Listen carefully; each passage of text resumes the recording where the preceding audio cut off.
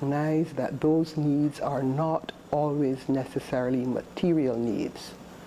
COVID brought home very forcibly to us that we must not let ourselves get so continually caught up in the daily hurly-burly, the busyness of life, that we do not stop to smell the proverbial roses.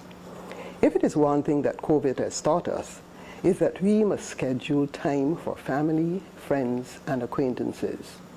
Quite frequently, our loved ones are not wanting or even expecting that perfect gift at Christmas. All that they are sometimes asking is for a kind word or a listening ear. So at this Christmas time, consider giving the gift of your time. When COVID and its antics began to plague us, my daily tasks were significantly diminished. There were fewer files to peruse and sign off on.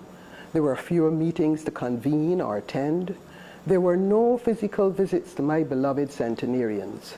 There were no visits from foreign diplomats, and there were no social engagements.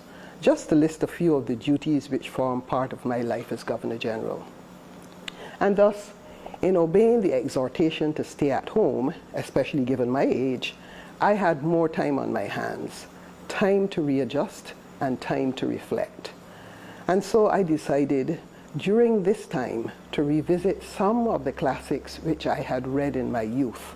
And while I knew the story, I was now able to view the works with a more mature mind.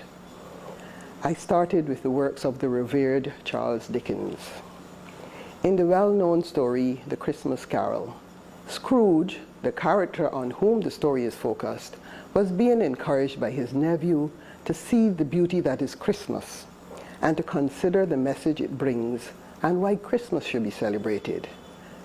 Dickens had the nephew articulate his personal views, and so when Uncle Scrooge asked what good Christmas had ever done for him, the nephew replied, and I quote, "There are many things from which I might have derived good, by which I have not profited, but I am sure that I have always thought of Christmas time, when it has come around, apart from the veneration due to its sacred name and origin, if anything belonging to it can be apart from that, I have always thought of Christmas time as a good time, a kind, forgiving, charitable, pleasant time, the only time I know of in the long calendar of the year when men and women seem by